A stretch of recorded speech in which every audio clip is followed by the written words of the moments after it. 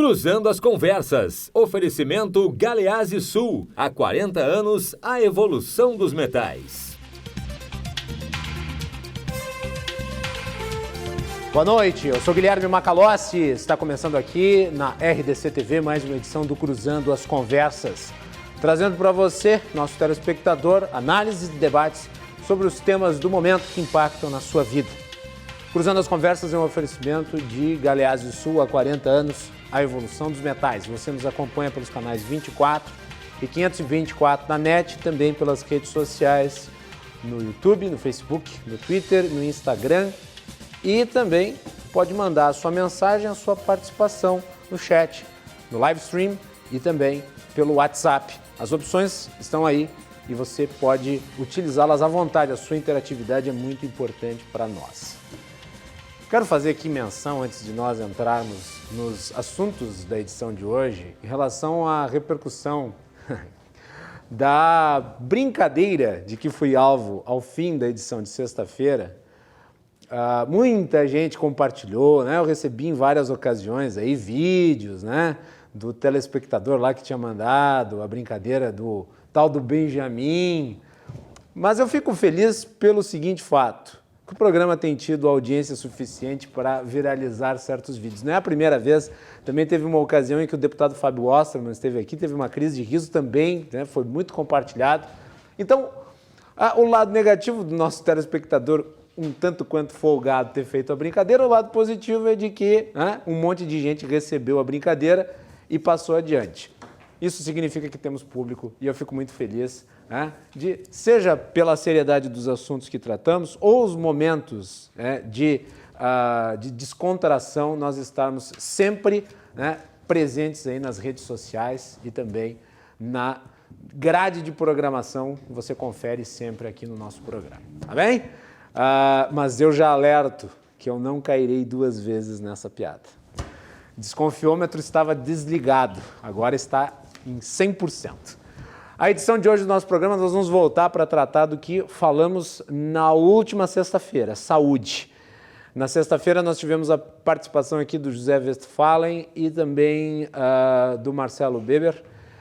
Eles trataram aqui sobre a saúde complementar e na edição de hoje do nosso programa nós vamos continuar falando sobre esse tema que é dos mais importantes de todos, porque afinal de contas o Brasil tem péssimos indicadores de saúde e é necessário um esforço para que eles melhorem. Rio Grande do Sul, em particular, também vive uma crise muito séria, principalmente em relação à questão dos hospitais, ausência de repasses e também a situação financeira do IP, que é um plano de saúde dos servidores do Estado. Então, para falar sobre isso, nós convidamos na edição de hoje do nosso programa o doutor Eduardo Neubar Trindade, que é o presidente do CREMERS do nosso estado, e também o Marcos Vinícius de Almeida, que foi recentemente nomeado como presidente do IP Saúde aqui do Rio Grande do Sul. Antes disso, eu gostaria rapidamente de comentar um assunto que nós vamos abordar com mais profundidade na edição de quinta-feira do Cruzando as Conversas, que é a repercussão da eleição na Argentina, que tem tudo a ver com o Rio Grande do Sul e com o Brasil, porque afinal de contas o Rio Grande do Sul tem uma grande fronteira com a Argentina, é o primeiro estado do Brasil que faz relações em relação ao Mercosul, que é o bloco econômico que envolve as duas nações, e que tem uma série de empresas que serão afetadas caso se confirme a provável vitória do senhor Alberto Fernandes e da senhora Cristina Kirchner como novos mandatários do nosso país vizinho. Apenas para trazer para vocês a informação, após a vitória dos dois nas primárias, poderia se chamar assim, porque o processo eleitoral na Argentina é um pouco diferente do nosso, não vou entrar em detalhes, mas dá para se dizer que na primeira votação a vitória foi da chapa de oposição ao governo Macri. A Bolsa da Argentina perdeu 23 bilhões de dólares em valor de mercado e ela totalizou um montante que é menor do que aquilo que é considerado o total do Santander Brasil. Quer dizer, o Santander, só o Santander Brasil já tem um valor de mercado maior do que a Bolsa de Valores da Argentina. O peso desvalorizou, chegando ao seu máximo de 65 pesos por dólar, ou seja, perdeu completamente a sua capacidade de compra. A Bolsa de Valores da Argentina, 30% de queda. O CDS, que é o indicador de possibilidade de calote da dívida argentina, subiu de 1.017 pontos para 1.955 pontos. O risco país da Argentina subiu 9,05 pontos percentuais. E os juros, para tentar diminuir os efeitos desta hecatombe, foram elevados a 74% ao ano. Consequências no Brasil, o Ibovespa caiu 2% nessa segunda-feira, alta no dólar e também impacto nas empresas brasileiras que têm participação muito grande no mercado argentino, como Ambev, Marco Polo, Randon.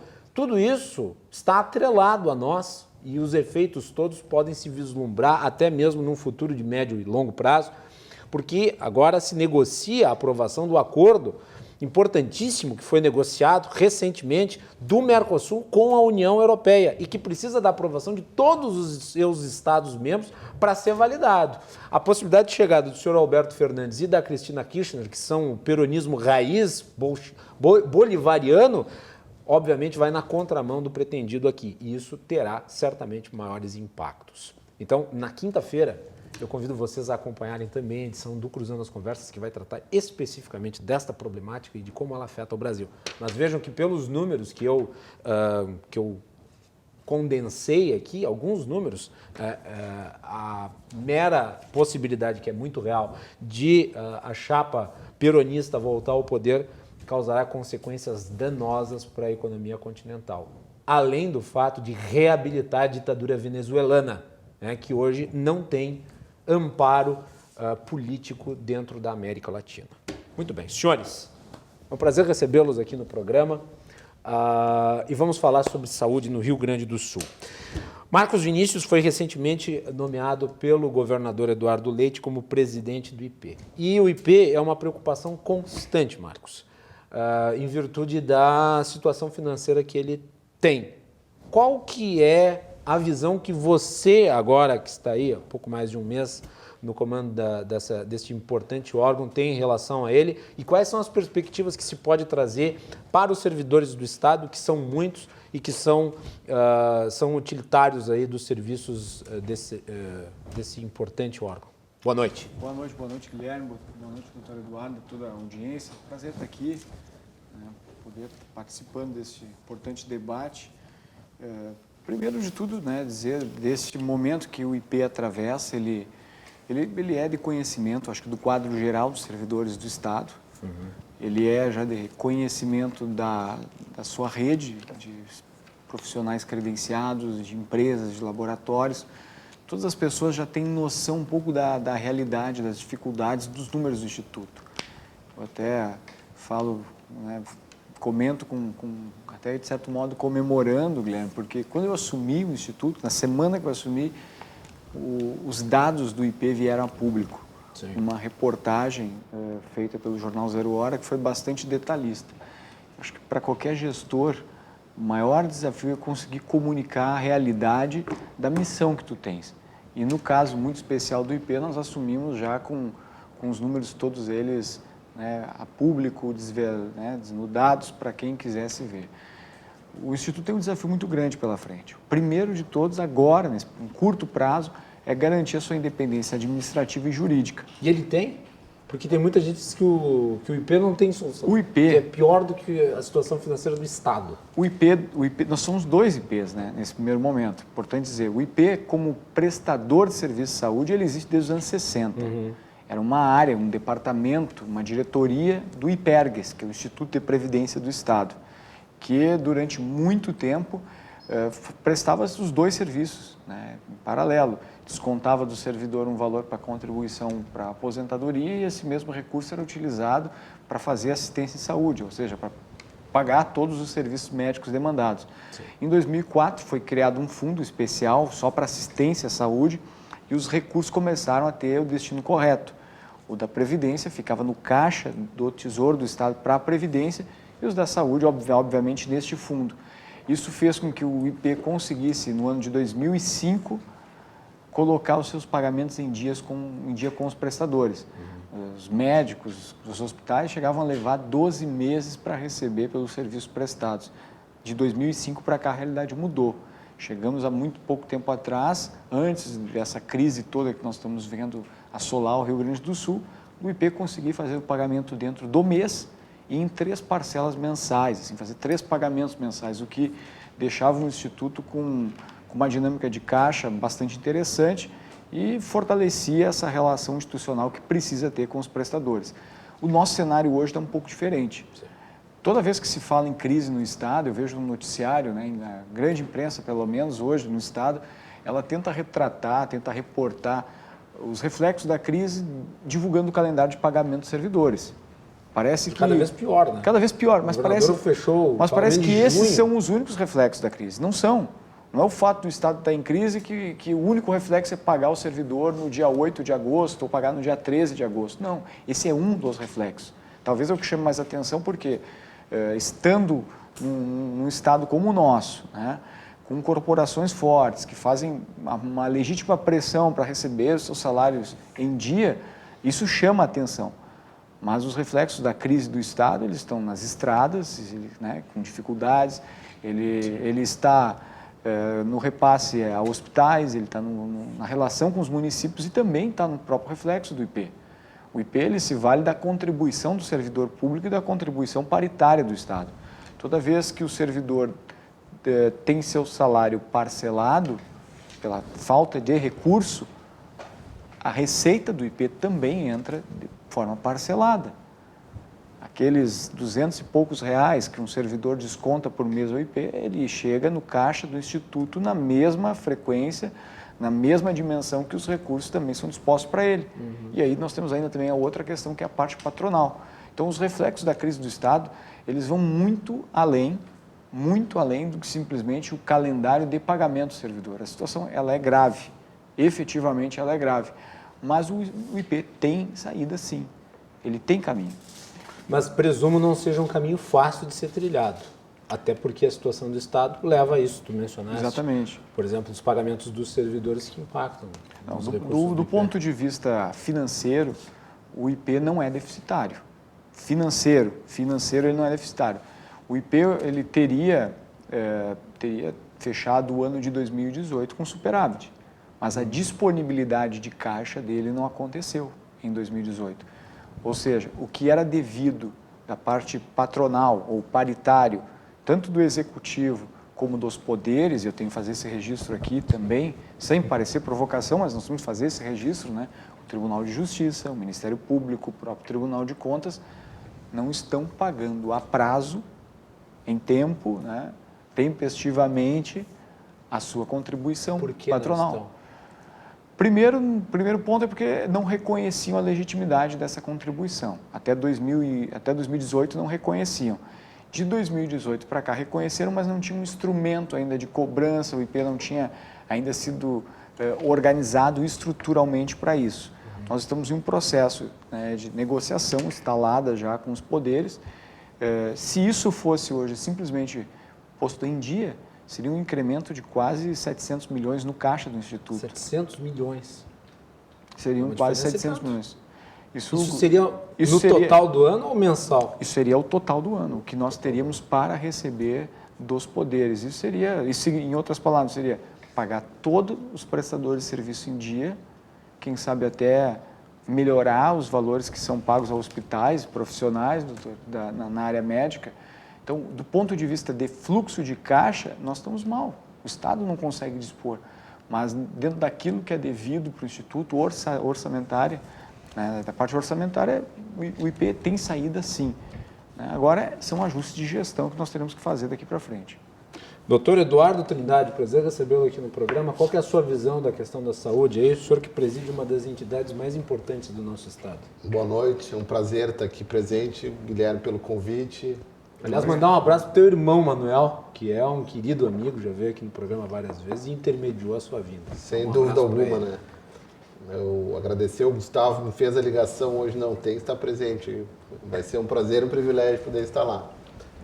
Mas fico contente também de estar com a presença aqui do novo presidente do IP, foi uma questão muito esperada, ansiada pela classe médica por isso. Agora ficou muito bem claro na fala do Marcos Vinícius, muitas vezes se coloca em choque o paciente e o prestador, o médico ali.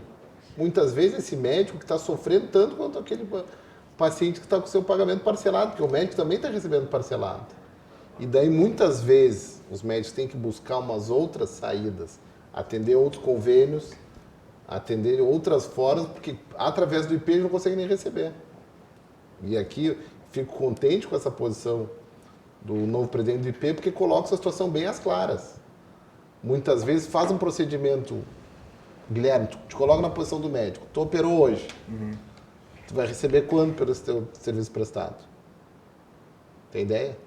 Não sei. Em torno de 60 dias, às vezes até mais, porque glosa a conta, daí fechou um dado qualquer, faltou um número, muitas vezes a gente perde essa burocracia do IP e que a gente espera que a gestão consiga otimizar. Fiquei feliz a gente conversando antes do programa e até no evento da Federação do Sexta, essa questão de querer otimizar, de informatizar alguns sistemas do IP, porque certamente isso vai ganhar celeridade, né? E todo mundo vai se beneficiar, tanto o paciente quanto o prestador. Muitas vezes o prestador acaba fugindo do IP por causa dessas dificuldades no sistema, né? Isso tem sido uma constante? Certamente, isso é uma constante. Olha, eu vou te dizer bem claro, desde que eu me formei na faculdade, isso já vão lá alguns anos, esse problema do IP, essa dificuldade de caixa, porque daqui isso impede? Qual é o grande problema em relação a esse planejamento? Como é que eu vou me planejar se eu não sei se eu vou receber, eu vou investir no equipamento, mas daí eu não vou ganhar? Então, isso torna muito complicado. E a gente sabe do aspecto social do IP. Não dá para se negar. Porque o IP que está acontecendo, os salários mais altos do Estado estão saindo do IP, estão ficando salários mais baixos. E daí a dificuldade de o IP conseguir manter um fluxo de caixa. Nós não somos insensíveis também à gestão do IP. Ah, não, Marcos Vinícius, amanhã eu vou te trazer... Sim, mas o profissional tem que sobreviver, né, doutor? Só que o profissional tem que sobreviver, tem que se planejar, ele tem seus custos, né? Exatamente. Então, na verdade, alguns gestores, não é o caso do Marcos Vinícius, colocavam o prestador, o médico, contra o paciente. E colocava essa guerra e acabavam se eximindo a sua função de melhorar o sistema de gestão interna do IP. Olha o comentário que chegou aqui do Márcio Menezes. Ele diz assim: eu fui excluído do IP, pois morava fora e o IP não aceitava que fizesse débito em conta do boleto. O Estado do Rio Grande do Sul é uma vergonha, estamos 1000 anos atrasados. E aí, Marcos, o que dá para fazer em relação à situação? Teria que olhar o sujeito caso queria dele pagar, pontualmente não deu pagar. ali, né? Qual é a dificuldade no pagamento. Mas uma questão importante, assim, Guilherme, da gente registrar, né? Primeiro pela parte do governo, né? A visão de Estado, a visão do governo. O governo está jogando sempre às claras a questão da crise. Não se maquia de maneira nenhuma e tem enfrentado. Todos os desafios que o governador tem comprado junto com a Assembleia, as brigas boas que o governo tem comprado com a Assembleia, eles visam, entre outras coisas, essa equação aqui também. A da saúde pública do Estado e a da saúde dos servidores, de toda uma rede credenciada. Hoje o IP, eu posso dizer com tranquilidade, pelos números que nós temos ali, o IP é a terceira principal fonte de movimentação econômica na saúde do Rio Grande do Sul. Quanto que ele gira hoje? Hoje o orçamento do IP está em 2,3 bilhões de reais. Nós temos a Unimed ali, a Unimed Porto Alegre chegando próximo a isso. Tá, mas esses 2,6, tá, fala-se do valor bruto total do orçamento, mas e quanto é que disso é destinado para custo? O orçamento do IP ele tem uma folha de pagamento que ela é irrisória. No Brasil o grande problema é irrisório. É irrisório. Para atividade fim, né? Quanto desse valor de 2,3 bilhões vai para atividade fim? Porque o que a gente vê? 2,3 bilhão.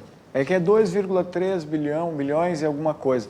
O orçamento detalhado do Instituto não vou poder te precisar o número exato. Claro, não, mas a nossa folha de pagamento, isso que é importante dizer, a nossa folha de pagamento é só de 66 servidores. O IP é um instituto hoje que cuida mais de 1 milhão e 5 mil pessoas com 66 funcionários, incluindo os 4 diretores. Ao passo que a Unimed Porto Alegre, que é privada e tem todos os méritos dela e as conquistas são importantes, ela tem hoje, no balanço social divulgado recentemente, no final do ano passado, 1.800 profissionais. O IP tem, na média, de um profissional para cada 15 mil usuários, sendo que desses 66 funcionários, apenas 22 são médicos, que trabalham 4 horas, na grande maioria em trabalho remoto, prestando atendimento. Hoje o Instituto ele é enxuto, totalmente enxuto. Quem chega no prédio, ali na Borges Medeiros, acha que toda aquela estrutura é do IP. Não, ali tem uma parte que é do IP Previdência, 2 andares, 1 andar e meio, que é do IP Saúde, depois tem prédio, tem andares ali que são do Ministério Público, da Defensoria, da Procergs, aquele prédio já foi loteado por outras estruturas de Estado. O desafio que nós temos hoje, no momento no IP, né, vai também nisso, né, nessa reestruturação do quadro próprio. Porque do ponto de vista formal, o IP é um recém-nascido. Ele foi criado, fundado como uma instituição própria em abril do ano passado. Mas, na prática, ele é um senhor experimentado, que nasceu em 1966 e tem prestado serviço de saúde, né, e salvado muitas vidas por aí. As dificuldades do IP estão, nesse primeiro momento, posso dizer assim, no quadro, um baixo quadro de servidores, muitos servidores do quadro também já aposentados, que estão recebendo auxílio para permanecer no Instituto. Nós temos ali uma servidora, que é um dos símbolos do IP Saúde, que cuida das contas médicas, ela que faz a verificação dos pagamentos, as contas, faz a triagem. Ela já está aposentada e continua lá, né, por amor à causa. Toda a rede médica conhece. Um abono permanência. É um abono permanência que os servidores possuem lá. Então, essas são as características. O desafio que nós temos agora, nesse primeiro momento, como digo, e quando disse que quero lá buscar a autonomia administrativa e jurídica do Instituto, é porque nós precisamos agora também trabalhar com uma visão de longo prazo. O IP não teve tempo ainda de apresentar um plano estratégico, né? O próprio organograma básico do IP ainda não está desenhado, o PDCA, né, básico de gestão não está desenhado. Então, esses são os desafios que nós estamos agora cuidando nesse primeiro momento. E os desafios jurídicos. Os desafios jurídicos vão de fazer enfrentamentos judiciais, inclusive com as corporações, que esse aí é o... E aí eu ia entrar nessa temática porque o Zé Westphalen mencionou isso como um dos grandes problemas da questão da saúde, a judicialização. Como é que vocês enfrentam? Sem dúvida alguma, né? A questão de judicialização já foi tema, inclusive, num debate na Assembleia Legislativa há pouco tempo atrás sobre a questão... Às vezes a justiça parece que não tem ciência de como é que estão as contas públicas e sai determinando coisas que são absolutamente impossíveis de serem contabilizadas. E não sejamos insensíveis, né? Na verdade, às vezes, eventualmente, se faz um planejamento, tu planejou um número X e vem alguma coisa absurda, né? Isso que nós queremos, inclusive... Estamos fazendo, junto com o Judiciário, encontros com o Ministério Público, tanto Justiça Estadual e Federal, para evitar essas questões e só realmente ser judicializado quando tiver uma infração de uma questão técnica muito forte, né? Isso é, a gente tem uma medicação X que está provada, que deve ser usada, que gera benefícios para os pacientes, então tem que ser fornecida, né? Mas, eventualmente, se viu recentemente no Brasil aquela panaceia daquela... medicação, fosfoetanolamina, que era uma droga funcional para tudo, inclusive fez uma lei no Congresso Federal que aprovou uma questão eminentemente técnica, uma droga que depois se provou ser um placebo, era praticamente uma farinha, e se obrigou o uso praticamente em todo o serviço, inclusive o IP tinha que obrigar essa droga, né? Mas eu lembro dos alertas da natureza do medicamento, que medicamento não era, né? Que de medicamento muito protesto em relação à utilização dele. Mas muita sem dúvida contrariedade. A questão da judicialização deve ser o último, deve se buscar a última ferramenta, porque isso atrapalha a todos, né? Inclusive os gestores, inclusive a categoria também não vê com tão bons olhos a judicialização. E os pacientes, porque, vamos lá, um é beneficiado e outros tantos podem deixar de receber o benefício pelo prejuízo causado pela decisão judicial. Isso é uma coisa que tem que se colocar em consideração. Infelizmente, às vezes se vende uma falsa esperança. Esse que é o problema também. A questão, às vezes, se faz uma desumanidade com o paciente. Ah, não, tem uma medicação, tem um tratamento experimental X nos Estados Unidos, que custa 150 mil reais, tem que ser pago, e se vê que não tem comprovação científica nenhuma. E isso tem que ser evitado ao máximo. Mas o que, infelizmente, às vezes a gente busca a judicialização, e às vezes os pacientes acabam buscando quando eles não têm essas questões básicas oferecidas, né? E que às vezes, infelizmente, às vezes acontece isso, mas na menor parte dos casos. No caso específico, assim, falando do IP, porque a questão da judicialização, ela atinge municípios, né, atinge o Estado e a própria União, atinge o SUS como um todo e as operadoras, né? Não, infelizmente, vamos ser sérios, o pior é o SUS no caso. Com certeza. Né? Imagina se, não, vamos pegar o pior cenário, o IP quebra e de uma hora para outra, essas 1 milhão e 5 mil vidas 5 mil vidas. que estão no IP entram para o Sistema Único de Saúde. E no Brasil aconteceu recentemente, essa última crise econômica, de uma hora para outra, foi mais de 5 milhões de pacientes foram buscar o SUS. E o SUS, infelizmente, da forma que foi feito, tem que se virar e tem que atender toda a população. Hoje o IP, hoje ele está correspondendo a 5%, todo o orçamento do IP, em torno de 120 milhões hoje, são de demandas judiciais. E aí tem, se for listar aí o que aparece lá, claro, muita coisa séria, muita coisa grave, muito da judicialização também é para acelerar alguns processos, né? Para acelerar alguns procedimentos. E eu entendo a análise e a sensibilidade que um promotor, que um juiz deve ter nesse momento, porque o juiz promotor não é médico, né? Não tem na saúde condição sequer de tu pedir, contestar, pedir prova, tu tem que atender aquela vida que está chegando lá com um pedido liminar na mesa dele. Tu não tem condição sequer de periciar detalhadamente o que está surgindo. Mas hoje no Instituto tem pesado em torno de 5% de todo o orçamento. A judicialização? A judicialização. E isso está fazendo com que representativo de quanto em termos de valor? 120 milhões. 120 milhões. E isso está fazendo também, já acendeu o alerta agora da nossa gestão, para que a gente possa rever também alguns procedimentos e também a nossa base de cobertura dos procedimentos que estão sendo oferecidos pelo IP. Um caso bastante emblemático e novo aí é a questão do home care. Há um grupo de profissionais, de advogados, que descobriu que se entrar judicialmente pedindo para que o Instituto de Assistência do Estado faça o atendimento domiciliar para algumas pessoas, com enfermeiro, até entregando fralda geriátrica e coisa do tipo, a justiça tem entregue com liminar, e até tu recorrer, até tu contestar, o caixa do Estado vai se esvaziando. Já tivemos aí um número bem expressivo de casos como esse, né, que preocupam e quebram totalmente o planejamento. Tu pega um orçamento como esse, 2,5 bilhão, que é o que vai fechar agora, 2,5 bilhões que vai fechar agora para 2020.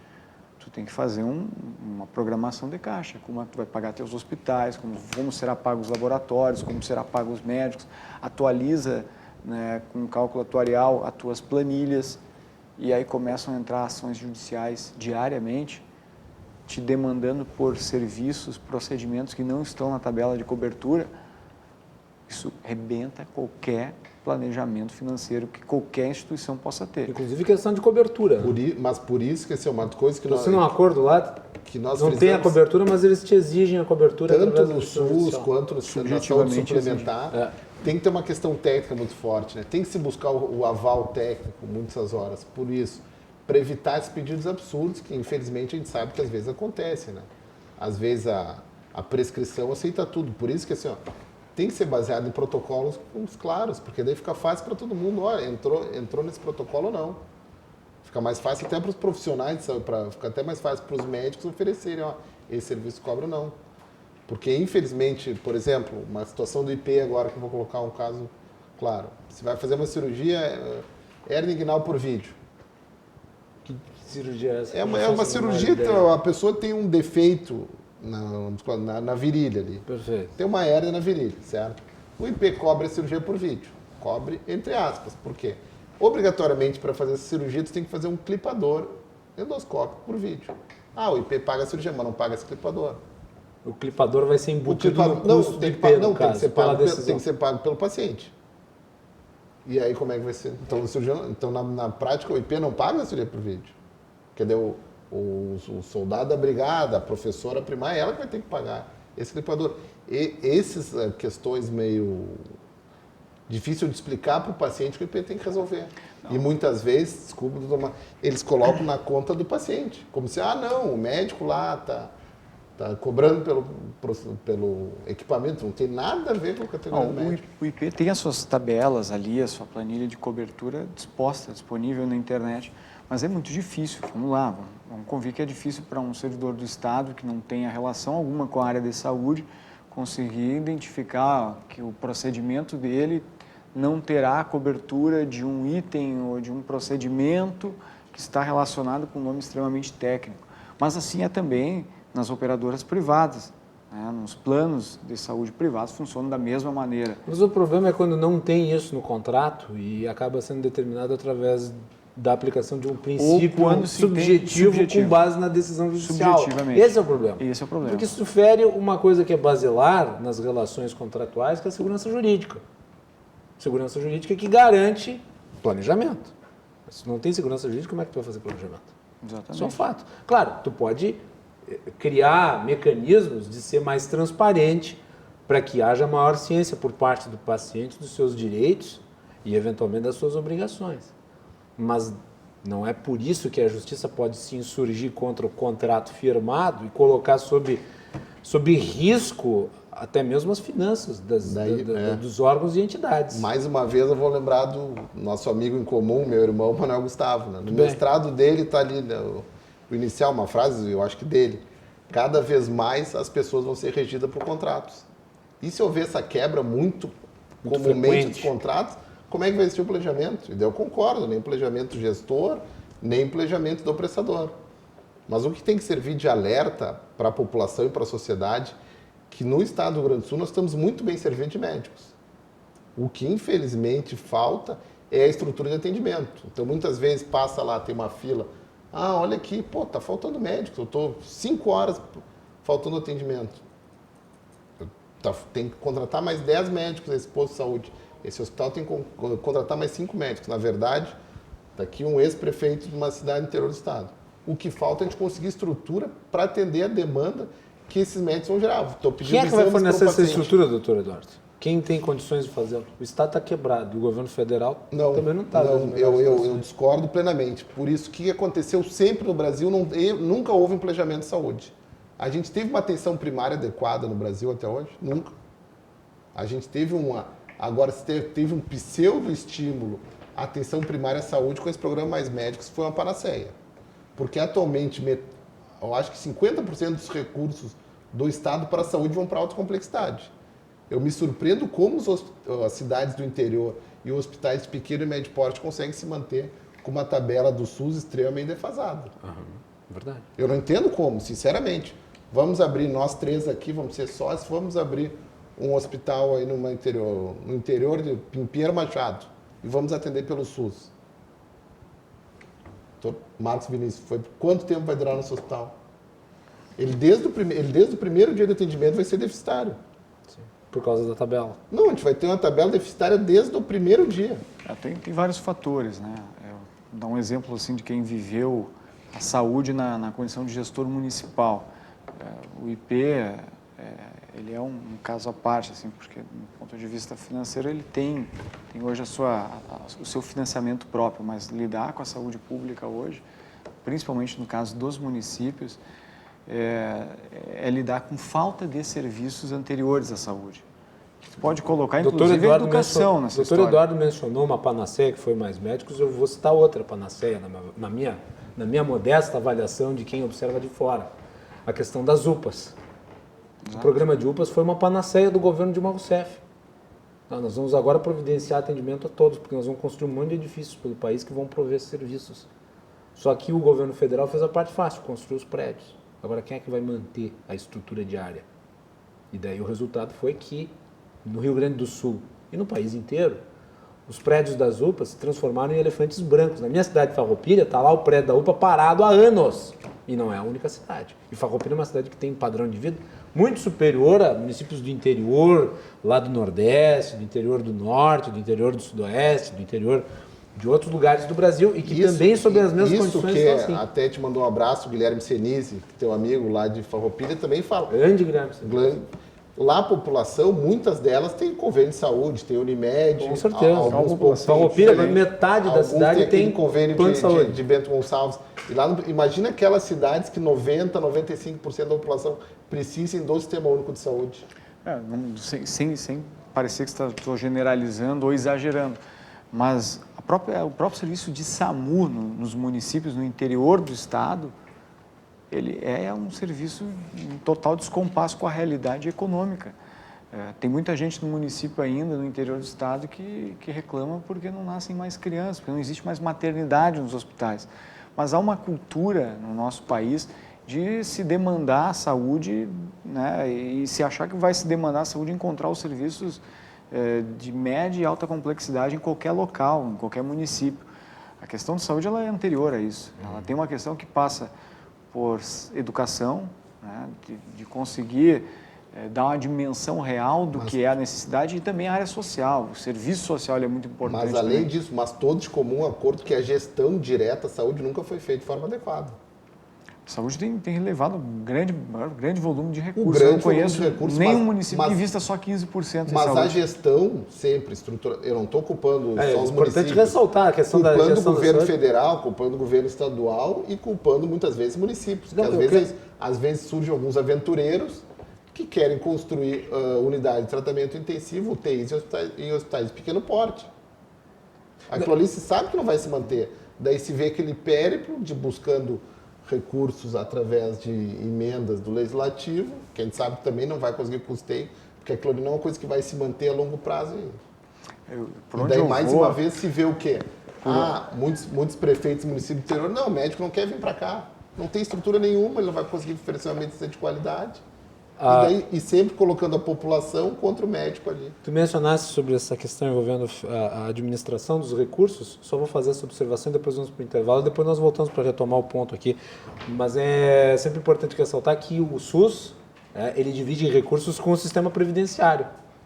Estão todos abarcados do mesmo sistema, que é o sistema da Seguridade. E como o sistema previdenciário ele é deficitário, ele pega uma parte dos recursos do SUS e usa para si.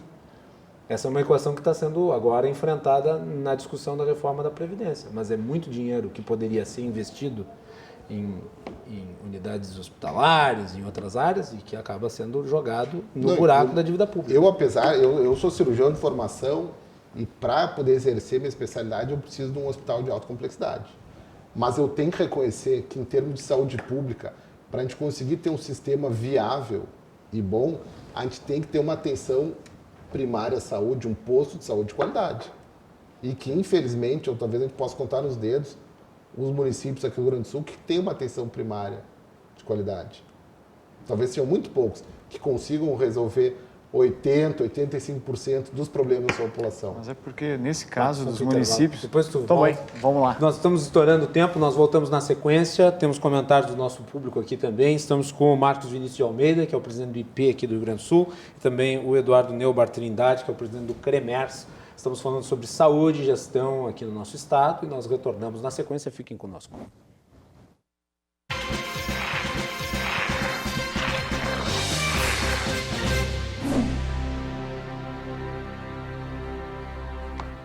Estamos de volta aqui na RDC com Cruzando as Conversas, o seu programa de debate noturno. Oferecimento de Galeazzi Sul há 40 anos, a evolução dos metais. Sempre a partir das 22 horas, logo depois do Dois Toques, você nos acompanha. Hoje estamos falando sobre saúde, gestão de saúde no Rio Grande do Sul. Temos a participação do Marcos Vinícius de Almeida, presidente do IP, e também do Eduardo Neubar Trindade, presidente do CREMERS. A Tânia Maria Trapp, ela diz que as UPAs atendem muito bem.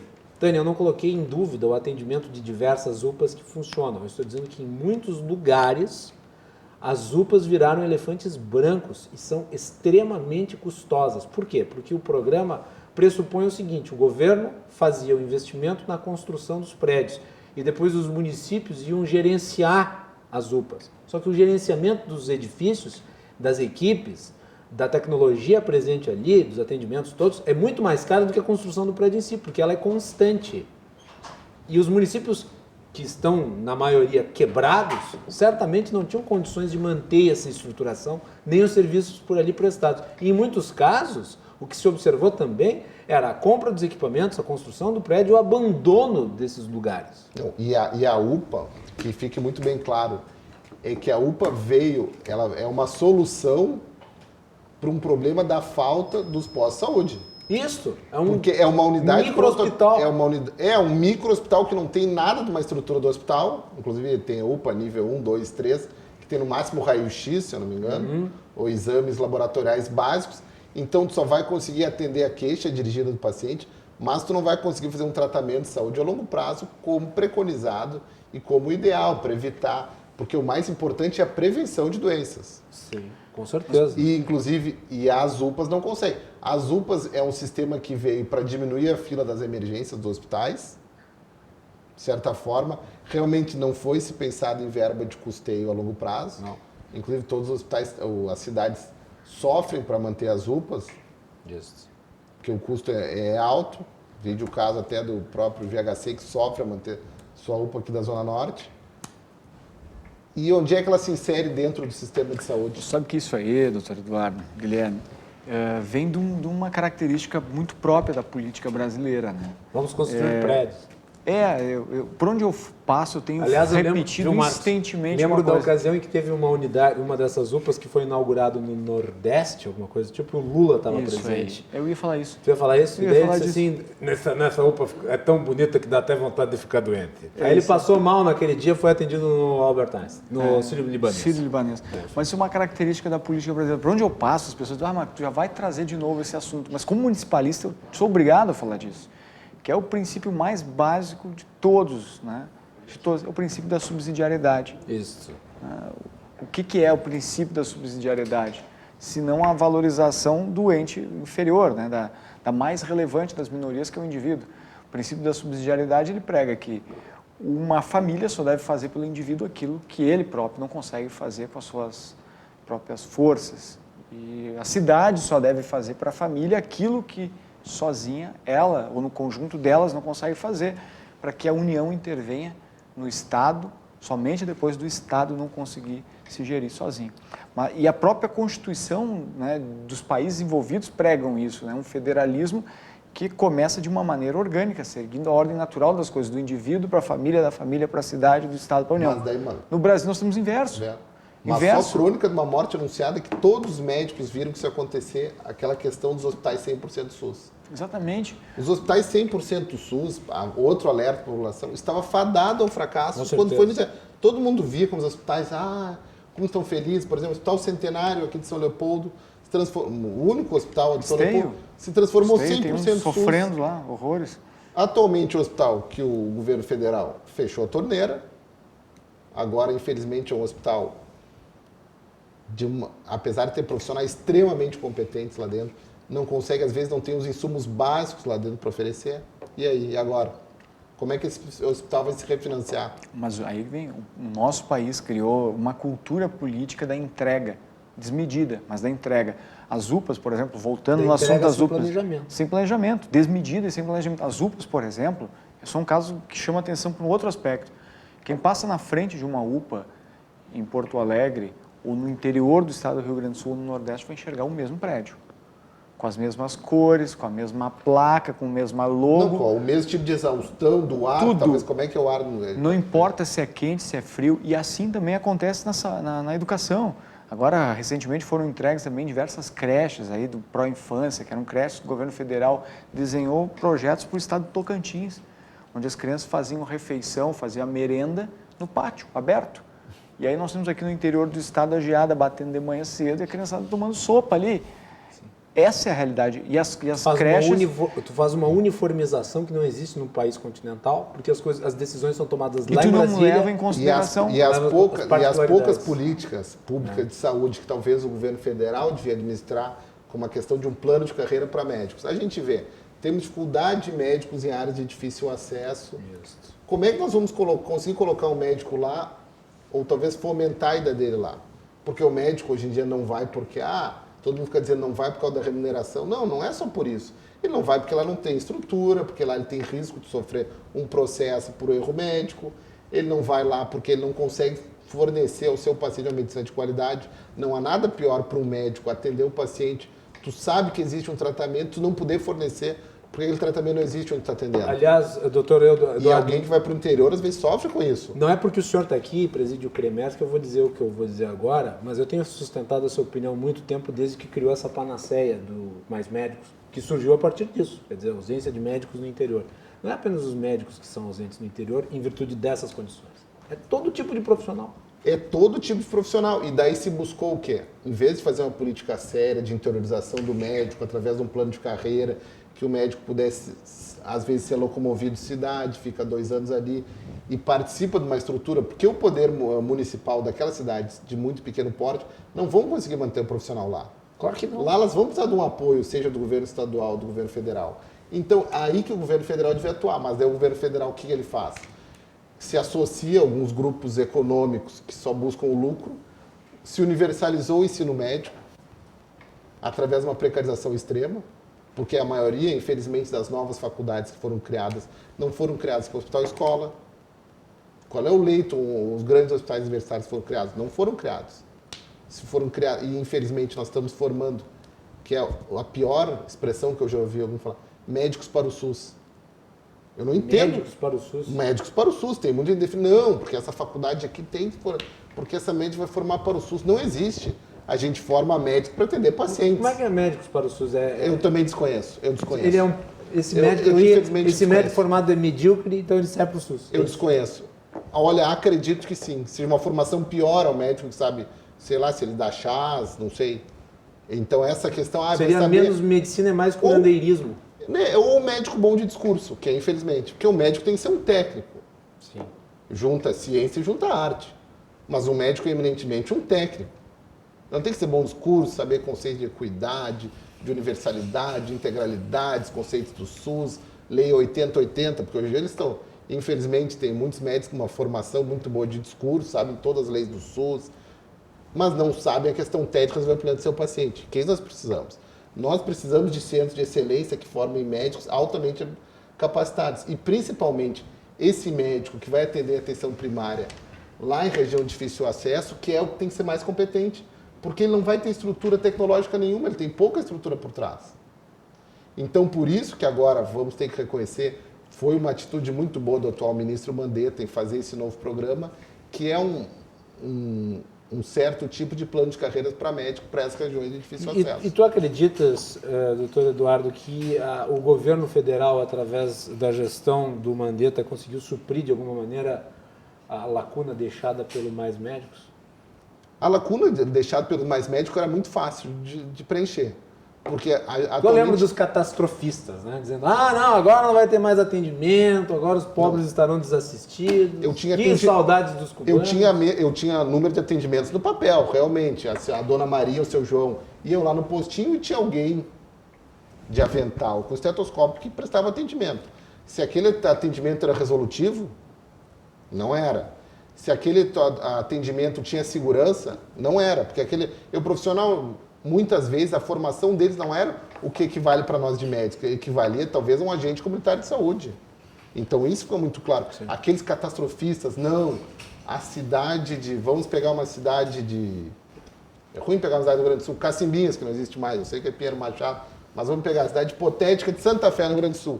Tinham 5 cubanos lá, agora não tem mais nenhum.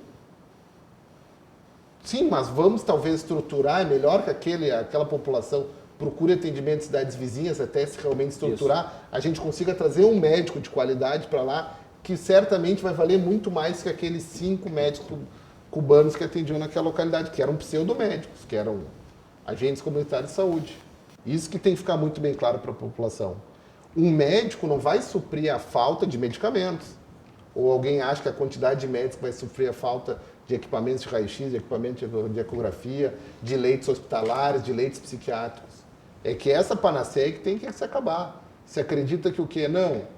Por exemplo, nem o nosso Marcos Vinícius, presidente do IP, falou, muitas vezes falta a questão social nos locais também.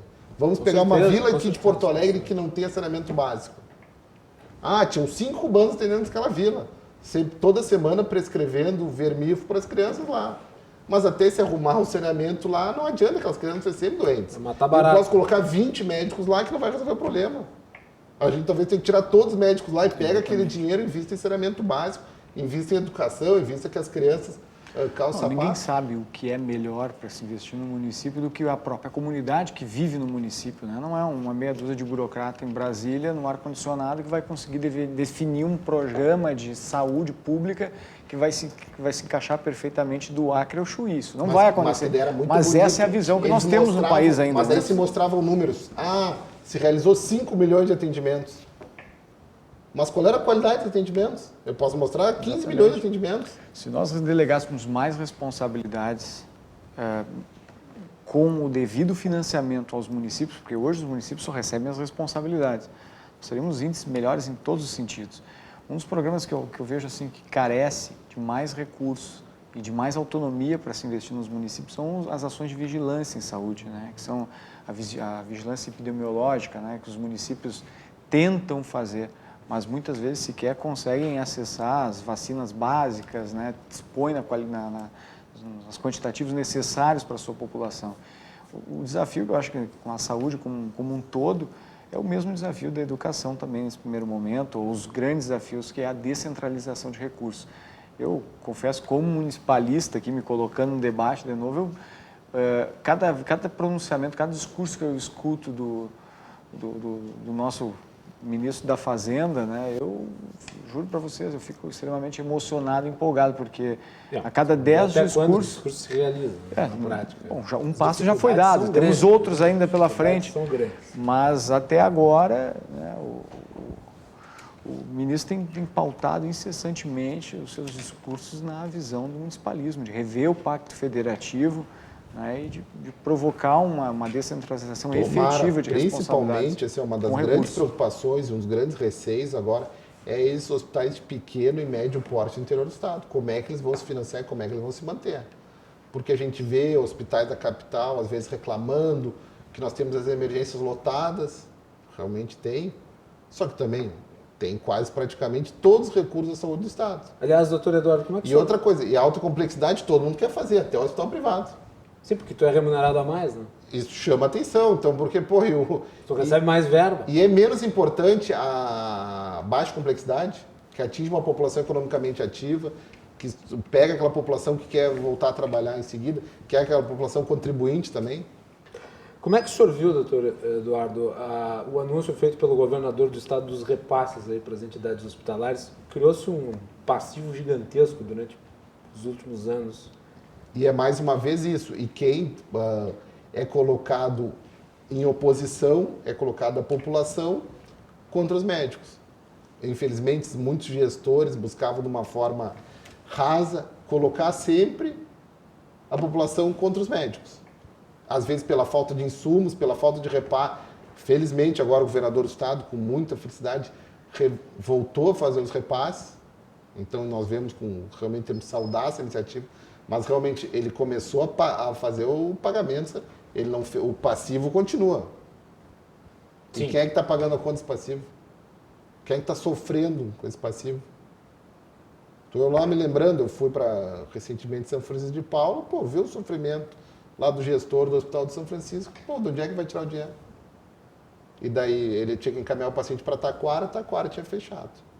Daí tinha que encaminhar, então não é para Taquara, então encaminhar o paciente para Canoas. Eu não preciso relatar para vocês o caos que estava a saúde de Canoas. E onde é que vai desaguar esse paciente? Como sempre, em Porto Alegre. E aí, como é que vai ser? Quer resolver os problemas ou não? Na verdade, o que a gente sempre quer jogar uma cortina de fumaça e nunca se tenta resolver os problemas de uma forma adequada. Marcos Vinícius, antes do intervalo, temos 2 minutos. Antes do intervalo, importante, assim, essa questão mesmo da dívida da saúde, né? Não quero aqui tomar uma posição da secretária Rita, né, e entrar nesse aspecto, mas é importante eu trazer aqui a questão para o IP também um pouco para nós, porque isso também atinge o Instituto, essas dificuldades financeiras. Aliás, eu gostaria de convidar a secretária para vir falar sobre esses aspectos. Amanhã eu vou estar almoçando, depois do almoço vou encontrar ela, então vou repassar teu convite. Do contato, e eu tenho certeza que ela vai gostar muito de vir aqui. Acho que vai ser muito proveitoso para o nosso público também. Pode ter certeza. O IP também possui esse mesmo passivo, né? Hoje nós estamos em torno de 4 meses em atrasos que são relativos à parte paritária do governo anterior. E um desafio, né, de manter o fluxo de caixa aceso e poder atender a rede credenciada nesse momento. E, falava, né, Macalossi, assim, da judicialização agora, que foi o que a gente acabou entrando nesse assunto. Mas acho que tem um ponto importante aqui que eu queria também dividir, não sei se eu entro agora ou depois, que é com relação a uma conquista que nós tivemos agora recentemente no Instituto para um problema de ordem jurídica, que não é a judicialização do usuário, do serviço do IP que procurou, mas das corporações que demandaram contra o Instituto no momento em que o Instituto buscava sua abertura de oportunidades para crescimento. Vou entrar no próximo bloco, quem sabe deixa a dúvida no ar aí. Isso, é ele proposta. E de forma alguma, quero fazer uma... Estou criticando aqui o governo do Estado, criticando o governo federal. Na verdade, todos nós aqui estamos tentando buscar soluções para resolver o problema da saúde. É isso aí. Ninguém mais interessado, tanto quanto os pacientes, a população que precisa que o IP, se saneado, se torne agora um grande convênio de saúde para o Estado. Né? Exatamente. Só uma menção aqui ao nosso telespectador Ronaldo Jardim, ele me acusa de ser bolsonarista. Este apresentador deveria usar uma camiseta do mito. A sua atitude é escancarada. Olha, eu estou a léguas do bolsonarismo. Na verdade, eu tenho muitas críticas ao governo. Não é porque, de repente, eu tenho uma opinião que converge com a do presidente que necessariamente eu serei adepto das suas fileiras ideológicas. Muito pelo contrário. Aliás, é sempre bom, né, ser chamado às vezes de bolsonarista, às vezes de anti-bolsonarista, que é como eu me pauto. Me pauto pelas minhas opiniões, não tenho nada a dever ao presidente nem aos seus apoiadores. Né? Com relação ao Mais Médicos, deve ter sido por isso a minha crítica, né? Eu sempre fui um crítico dos Mais Médicos, eu vou dar mais um adendo antes de ir para o intervalo. Em última instância, o Mais Médicos era uma mesada para a ditadura cubana. Era isso. Com trabalho quase escravo. Intervalo e voltamos na sequência.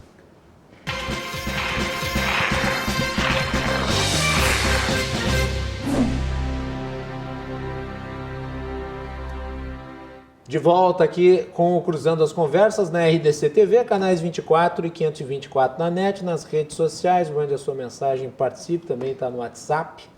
O novo número da RDC está aí, é só mandar a sua mensagem também, várias opções aí de interação. E o Cruzando as Conversas é um oferecimento de Galeazzi Sul, há 40 anos, a evolução dos metais. Estamos falando sobre saúde, desafios de gestão da saúde no Rio Grande do Sul. Estamos com o Marcos Vinícius de Almeida, presidente do IP, e o Eduardo Neubar Trindade, presidente do CREMERS. Marcos Vinícius, lhe interrompi ao fim do segundo bloco, queria falar desta conquista do IP. Dá para dizer que, diante de todo o quadro, né, de adversidades que o Instituto e a saúde, de modo geral, se encontram no país, algumas coisas são motivos para se comemorar. Com a criação formal do IP Saúde como instituto, em 2018, se pensou, né, se começou a construir alternativas para se ampliar a base de segurados do Instituto, a base de usuários.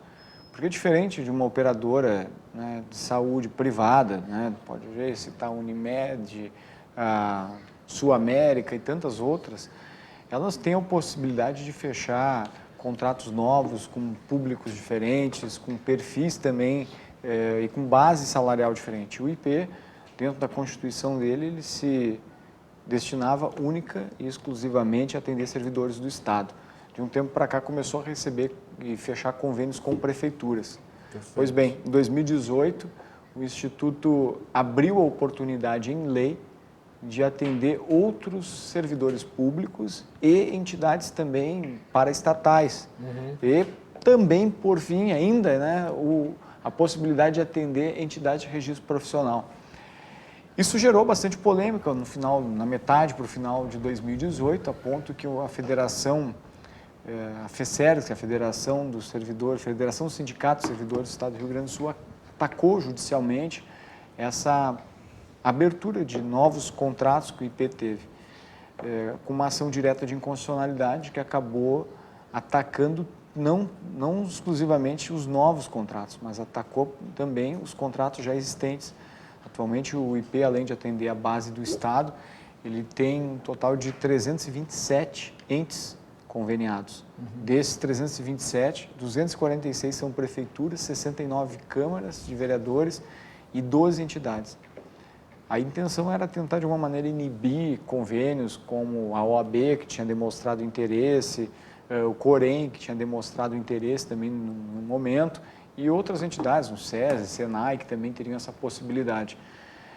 Bom, a gente estava sobre os efeitos de uma ação direta de inconstitucionalidade até o dia 31 de julho, e no momento que nós entramos lá, a PGE foi bastante sensível e, numa articulação importante, conseguiu efeito suspensivo a um pedido de embargo de declaração que tramitava desde novembro do ano passado. Sim. E isso manteve os contratos hoje do IP com os municípios. Ao todo, os contratos do IP com os municípios são superavitários, são os melhores contratos que o IP tem. Se somar o conjunto, né? No conjunto, os municípios chegam a um superávit aí de 35 milhões aproximadamente. 35 milhões. E essa também é uma das alternativas para que o Instituto cresça. E não só cresça no sentido de ampliar a sua base, mas cresça também em qualidade, cresça na condição de remunerar melhor o seu prestador. Então, a nossa pauta hoje, como presidente, além da reestruturação administrativa, é a jurídica. Vamos nos apresentar, se tudo der certo aí, como se imagina dentro desse mês, uma proposta de emenda à Constituição do Estado para adequar a lei complementar, um projeto importante que entra no rol desses outros projetos que estão alinhados com a própria reforma da Previdência, e isso pode dar ao IP aí uma abertura interessante da sua base de segurados, né, que pode aquecer economicamente o Instituto e permitir uma relação mais produtiva. E sem Nem dúvida, tudo é notícia ruim, né, doutor? E vai beneficiar a muitos, né? Principalmente até usuários do SUS vão acabar sendo beneficiados, porque uma massa sai do SUS e acaba entrando no IP. Alguns desses hospitais do interior acabam conseguindo se financiar através desse tema. Nós temos muitas cidades que têm muitos serviços, que têm muitos funcionários públicos que conseguiriam se manter melhor e que é uma grande necessidade, né? E tu não fica atrelado aos valores de contribuição que hoje o IP é obrigado a oferecer aos servidores, né? Por exemplo, hoje a média dos servidores paga em torno de 170, 180 reais. Eu recebi mensagem agora aqui, um grande amigo meu perguntar para ti. Olha, ele ali, como é novo, como ele é jovem, fala para o presidente do IP, ele tem um outro convênio e paga 1/3. Se tivesse o IP, ele pagaria 3 vezes mais. Exatamente. A mais alta alíquota é para quem é sozinho e novo. Exatamente. E na verdade tem uns que pagam 170, conseguem colocar Ou várias pessoas ali e pagam valor ínfimo. Quem é sozinho acaba com valor muito alto. No modelo atual ele espanta novos. Não, é que tem uma base de salário, até 6 mil e quem está mais no topo acaba querendo sair. Em torno de R$ 6.800, até R$ 6.800 tem uma base de contribuição. Acima desse valor, paga 7,2% do valor. Então, aí tu pega aí o médico do Estado, o juiz... Eu não estou aqui, isso é mais uma pauta sindical do que uma pauta do presidente do conselho. Mas o médico, os salários dentro dos médicos do executivo, um salário extremamente deficitário e Mas aqueles que recebem acima dos 7 mil, né, os oficiais, os juízes, promotores, eles não acabam tendo interesse de ficar no Instituto, porque o desconto deles é maior. E esses são servidores que têm um perfil também social diferente. E que terão que manter a base, né?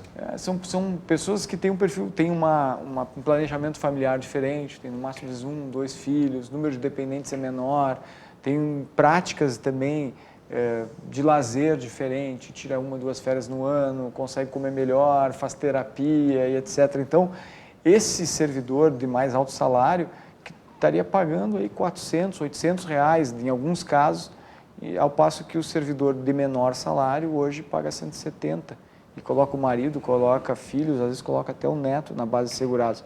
Com os convênios com prefeituras e outros convênios que estão se oportunizando, o Instituto pode ter um valor que seja adequado ao perfil social, né, ao perfil etário desse novo segurado, e também ter carências. Carências, não começar a cobrir já no primeiro dia de atendimento como se faz com o servidor do E Estado. Então até aí nós porque temos uma... que ter um planejamento tanto previdenciário quanto em termos de serviços de saúde, porque a população está envelhecendo. Cada vez mais. Cada vez mais. E a população atendida, seja pelo IP ou pelos outros convênios, está envelhecendo. E antes, um paciente que às vezes ao longo do seu ciclo de vida vão ter várias doenças ao seu longo tempo. E com isso os custos realmente vão aumentando. Né? Isso é uma coisa que tem que ser realmente muito bem pensada. Né?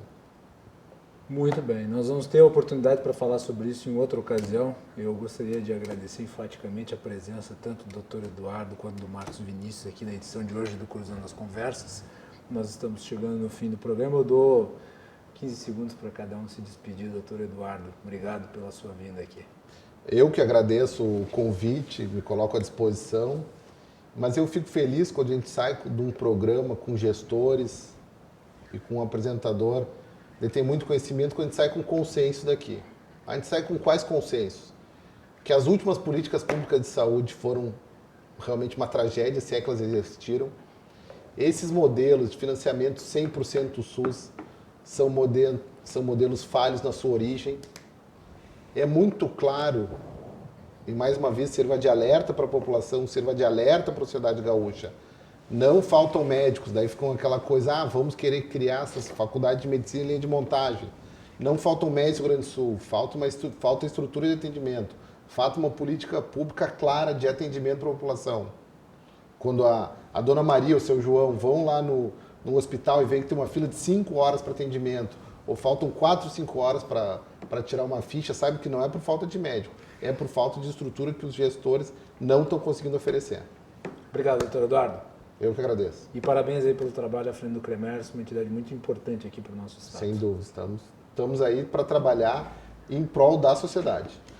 Marcos Vinícius, obrigado por ter vindo. Obrigado. Eu já queria que também tu viesse há bastante tempo e te parabenizar aí pela nomeação. Eu tenho certeza que o IP, com a tua condução, está em boas mãos. Muito obrigado. Obrigado, rapidamente. Macalossi. Obrigado, doutor Eduardo. Agradeço a oportunidade. Foi um prazer estar aqui. Já tivemos a oportunidade de nos conhecer semana passada aí num encontro que a Federação promoveu, debatendo saúde, né, que é um assunto que muitas vezes fica ao largo dos debates de entidades como a própria Federação, que trabalha economia, emprego, geração, desenvolvimento, mas a saúde está totalmente atrelada a tudo isso, como a gente falou aqui no início. Os efeitos da crise no Estado não podem ser limitados a se olhar simplesmente com um atraso de salários, eles são muito maiores e exigem esforços também muito maiores. Então, prazer grande estar aqui e vamos ter outra oportunidade aí, quem sabe, doutor, de afinar e alinhar essas conversas aí. Que bom que o programa serviu para estreitar as relações, né, de dois presidentes de dois órgãos tão importantes quanto o CREMERS e o UP. E nós voltamos amanhã, a partir das 22 horas, com uma entrevista com a presidente da Câmara de Vereadores de Porto Alegre, Mônica Leal. Vamos falar aí sobre a relação política com o governo Marquesan, também sobre as iniciativas aí que vão ser tomadas, as votações nesse segundo semestre na Câmara Municipal de Porto Alegre. E eu quero mandar um beijo e um abraço especial para a professora Elci Kroll, foi minha professora na época em que eu estudava no CNC lá de Farroupilha, e hoje eu encontrei ela na frente do Banrisul ali da nossa cidade, ela veio me dar um abraço, me assiste sempre, então, ó, beijo, prof, sempre um prazer. Obrigado, boa noite, até amanhã.